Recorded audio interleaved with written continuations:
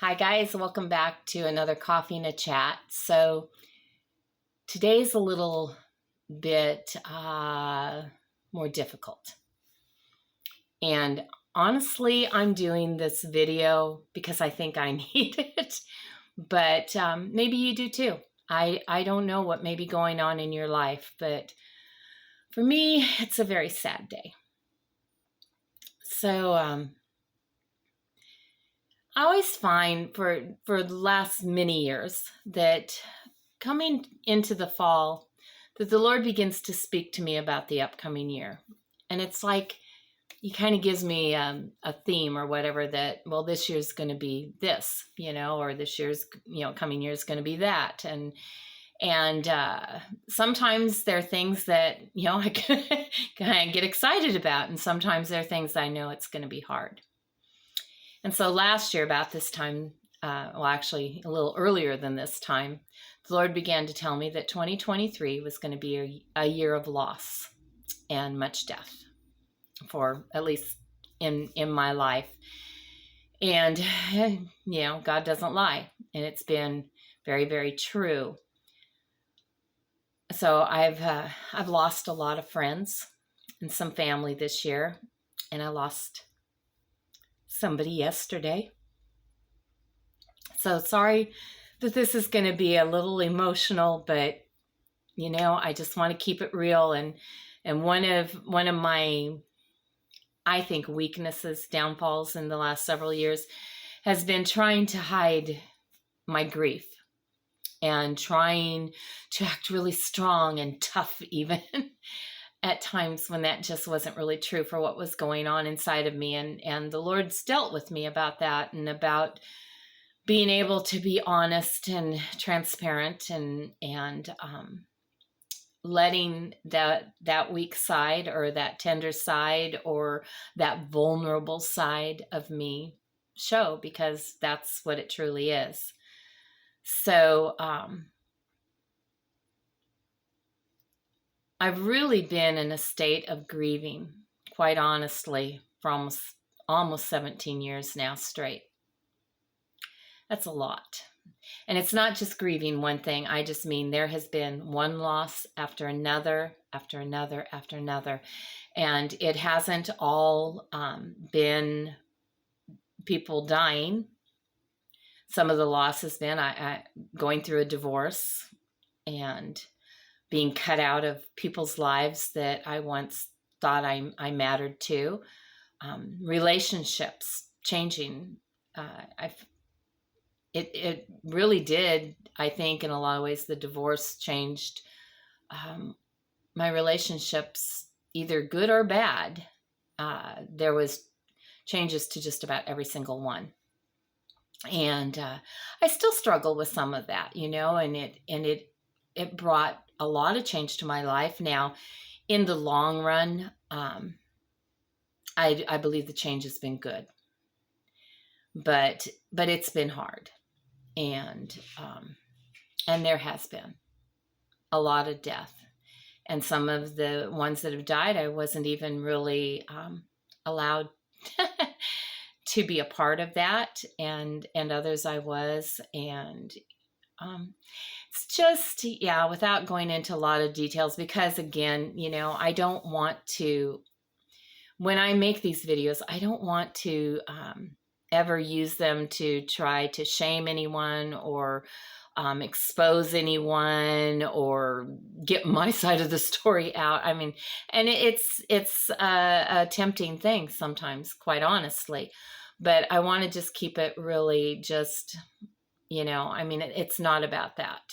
So I just want to, I don't want my life to be about that. I just want the love of Jesus to come through me, even to those that maybe haven't always been very loving to me, because it doesn't really matter anymore. Priorities have changed. And so anyway, yesterday, my uncle passed away. And in the last 17 years, I've gotten a lot closer to my aunt and uncle. And there were a couple times when when I needed my parents, but because of what was going on, they couldn't really be there for me because they were going through it too. And the thing I'll say about my Uncle Harold and my Aunt Joyce is they were there for me. And I can remember really being kind of lost. One day I was at my mom and dad's, and my aunt is my dad's sister, and they just lived down the street, like across the street and down 5 doors. So they lived very, very near. And I was, I needed somebody really bad. And I knew there were some things that I had some questions and some things that I needed to share. And it wouldn't have been fair to do that with my parents at the time because of what they were going through. And so I just, told my mom, I'm going to go for a walk down to see, Aunt Joyce and Uncle Harold, and I'll be back in a little bit. And she was like, okay, and so I went down and I had to share some hard things with them, some very painful things, but they were so amazing and so loving. And I felt that they showed their love to me the way my mom and dad would have, if at that time I could talk. Now later I did have to, I did talk to my parents about these things, but at that time, if you'd known all the circumstances, it wouldn't have been the right thing to do for them. So, and yet I had a need. So anyway, my Uncle Harold and my Aunt Joyce are very precious to me. And in the last few months, my Uncle Harold and I had a couple of our last 2 conversations. Didn't know it at the time, but they were the best conversations I think that I've ever had with him in my entire life. And they're conversations that I will always cherish. And I know in that very last conversation, he wasn't sick or anything yet. I mean, everything was fine, but he shared some things with me that I realized was, in a lot of ways, I don't think he knew it even at the time, but it was preparing me for what's happened now. So he got sick and he passed away, and it all happened very fast. So there's that part of, trying to process it all when, it's a bit much. So I don't really want to sit here and just cry and, and all of that today. That's not going to solve anything, or I mean, it will make me feel better, but the purpose of why I want to do this is I wanted to remind myself some things about when we grieve. Because for me, I'm exhausted with the whole thing of grieving, because I've been grieving so many things for so many years now, because it's like you never catch a break. It's like you're just starting to kind of get your legs under you again, and like, finding your new normal and moving on with life, and then bam, the other one hits. And so this year was a lot, so many. And, and the year's almost over, and I'm glad, because I'm tired. I'm very, very tired. And next year, actually, the things that I've been hearing the Lord speaking to my heart, and I'm still looking for a couple of confirmations on some things, but it sure seems like a more positive year. And so I look for that, because I could use one. But anyway, when we're grieving, having somebody to talk to is important. Somebody who understands. That's why one of the best things families can do is come together and talk about their feelings, their emotions, as they go through the different parts of grieving, the different steps, which get all mixed up. They don't come in any particular order. And just because you go through one step doesn't mean it's not going to come back and be addressed again later. So grieving is very different for every individual person. And even for that individual person, it's different for every different thing that they grieve.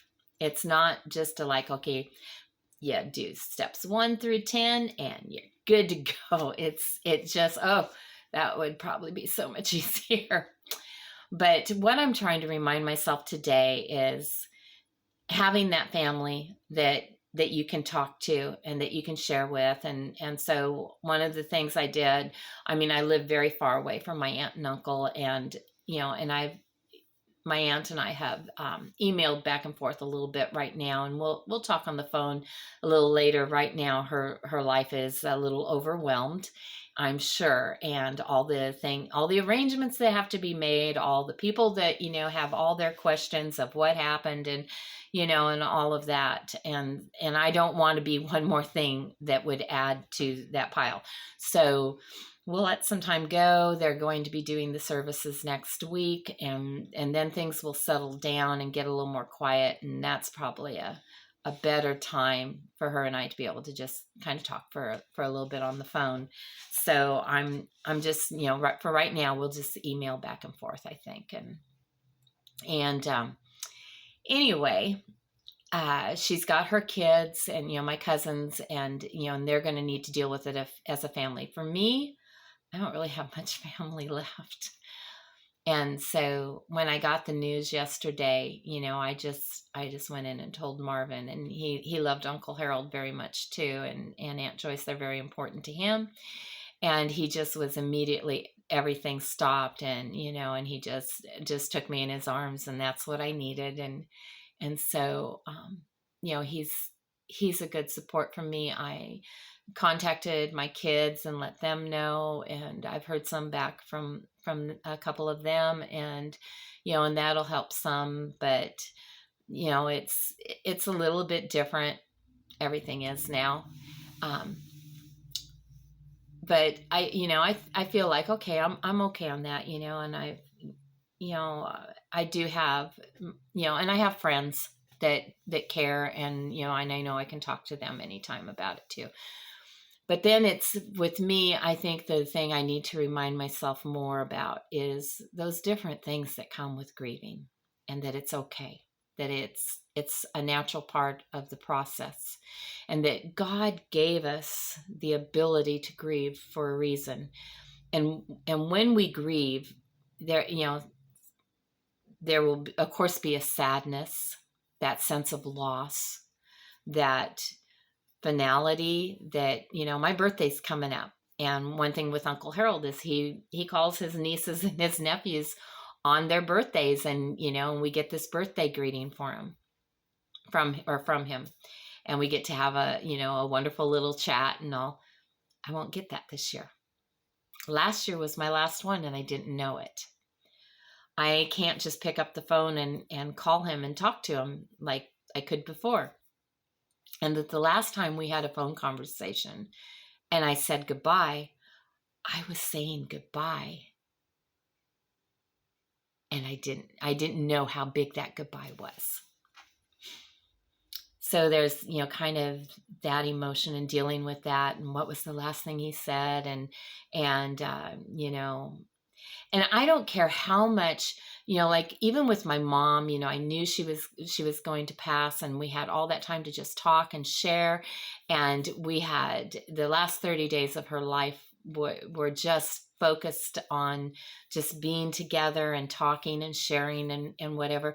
But still, no matter how much you've said everything you wanted to say, that you've shared everything with them, that you've asked all the questions or whatever, at least for me, once they're gone, it's like, but I wanted to just have one more conversation, and you can't.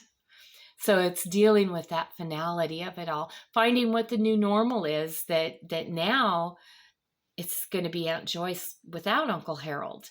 I've never known them that way. They got married a couple of months before, I was born.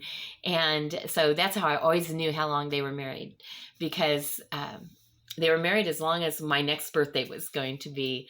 And they're just really precious. And Uncle Harold and Aunt Joyce are like my mom and dad, in that you couldn't really talk about one without it including the other, because they were such a married couple. They did so much together, and when one sewed into your life, the other one did too. That when one loved you, the other one did too. And I just can't even imagine my Aunt Joyce without my Uncle Harold. I can't imagine what she's going through and how this is going to change things for her. And so I grieve for her too. I feel sadness for her. I know what it is to lose my dad. And so I feel for my cousins and what they're going through now with dealing with the loss of their dad. So there's those things that come to mind. And then sometimes there's anger. Maybe angry at the disease that took them, or angry at yourself because you could have been better, a better whatever, friend, child, spouse, whatever for them. Angry at them for leaving. There's just, anger becomes a part of it. And, there's just so many emotions. And then there's joyful emotions that come with the happy memories and laughing. And last night, when I told Marvin, and it was a very heavy, because my heart is very heavy right now. And, so when I told him, and he held me and he's like, "I'm so sorry, honey," and, and stuff. And then, in a little bit, he came up with a memory, and it made us laugh. And, and I'm like, oh, it almost seems wrong to laugh, but it's not. Those happy memories are important. And so joy can actually be a part of the grieving contest. Oh, see, I'm really messed up right now. Process. There's just, I think that every emotion on the spectrum can pretty much be a part of grieving, depending on what it is we're grieving. And to remember that not only is it okay for us to feel all these things, it's necessary. And mistakes I've made in the past with grieving have been trying to deny those feelings and those emotions, or trying to stuff them down and I'll deal with it later, trying to put it off. Here's what happens, and when I was a counselor, I did deal with a lot of people trying to work through the grieving process, because a lot of us do, with some relationships, when we're going through that grieving, we can get kind of hung up on it. And a lot of times what it is we're trying to avoid, crying or feeling, because we think if we give into it, it'll never stop. But it does. It does eventually stop.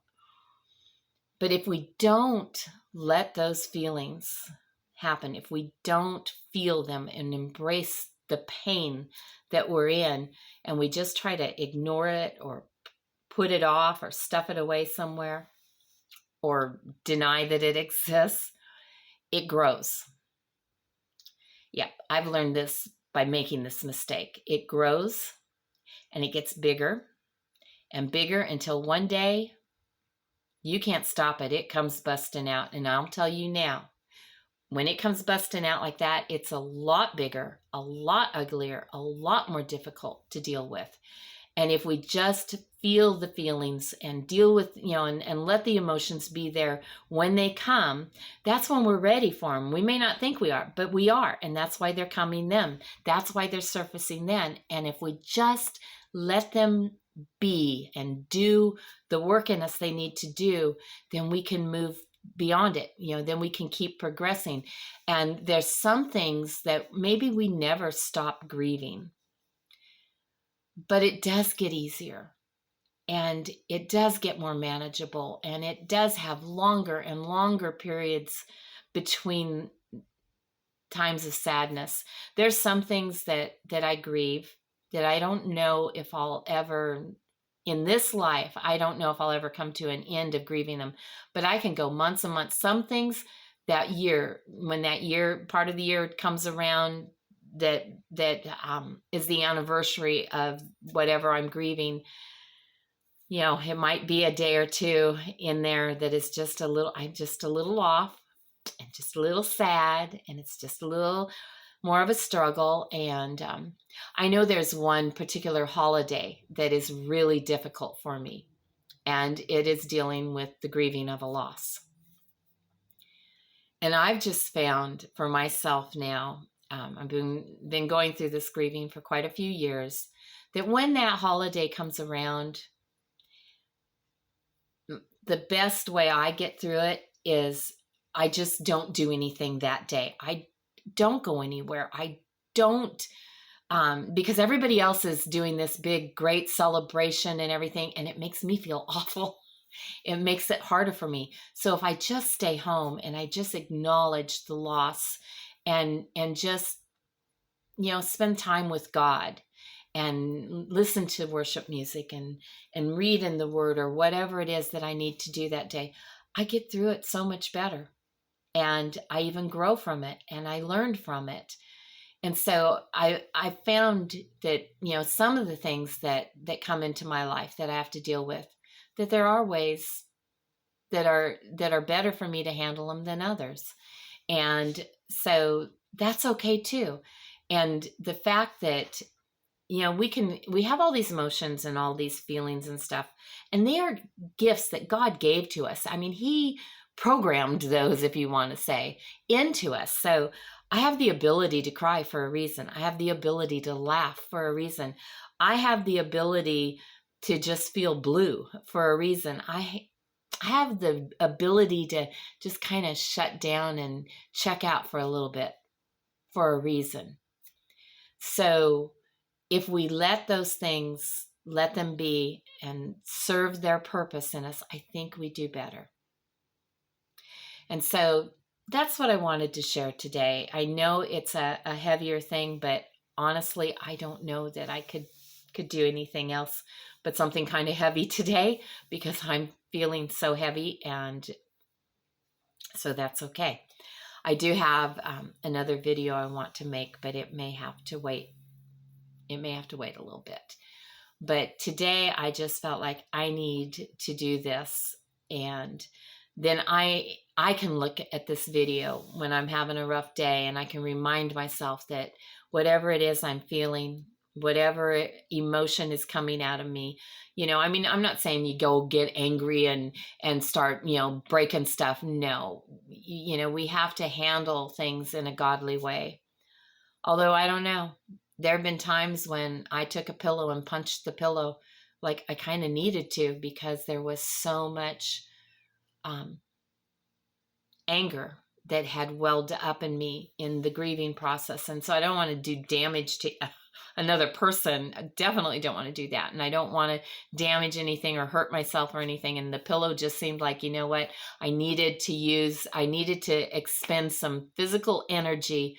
And, and I punched the pillow maybe 3-4 times, and I was good. And, and then I just cried, and it was so much better, and I got through it. And maybe if I just held that in and tried not to do anything, so it might have been a bigger problem. So finding those healthy ways to express things, this might not be the day to go to the grocery store if I might burst out in tears in public, because nobody's going to understand that. But it should be safe to do this right here with you, right? And we understand each other, we love each other, we treat each other with respect, because that's the right thing to do. And maybe by me saying, here's where I'm at, here's what I'm going through, here's my struggle, maybe that will help you if you're having your struggle.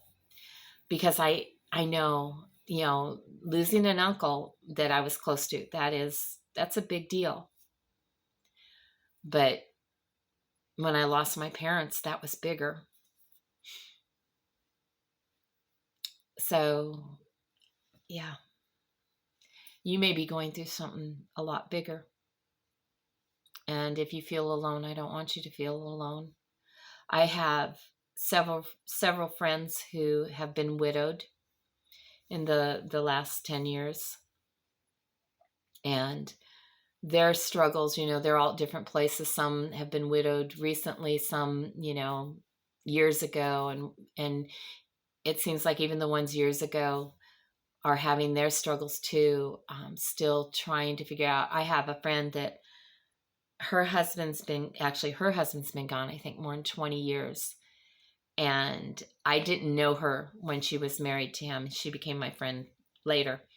And, she was, she'll talk to me sometimes and tell me, it's been 20 something, however many years. And I still have my days when I don't even want to get out of bed.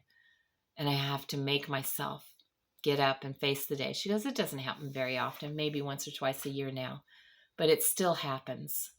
And I'm like, I'm trying to learn from her. I'm trying to learn from others. That's why I say maybe some things we don't ever completely stop grieving them, but it does get more manageable, more doable. And we do start having more better days. So I just want this to maybe, if you need to be comforted, I hope this comforts you. And if you're in the midst of the grieving process, like right now, I'm not even really in the core of it yet. I'm still kind of in the shock part and just trying to process it and accept what's happened. In the days to come, I'm going to really, when my birthday comes and I don't get a phone call, I'll be in the pit of it, because those are the things when we really feel the loss. The next time I call my Aunt Joyce and my Uncle Harold's not there to get on the phone and tell me his latest joke or what God showed him in the Word this week or whatever, I'll feel that loss. It's going to be different. So some days are going to be harder than others. And I hope that if I need that little extra oomph, I can just put this video on and go, oh yeah, I can't argue with it. I said it. Just feel it. Just let it do its work in you, because that's why God gave us those feelings and those emotions, is to release, and it also does a work in us. So we'll just leave it there today. And I think I'm going to go make me a cup of tea. I've already had enough coffee. But I love you guys. And if you are grieving right now, my heart goes out to you. And we'll just grieve together, right? Brighter days are coming. It's going to be okay. This is all just part of the reality of life. All right, I love you guys. You have an awesome day, and I'll talk to you tomorrow.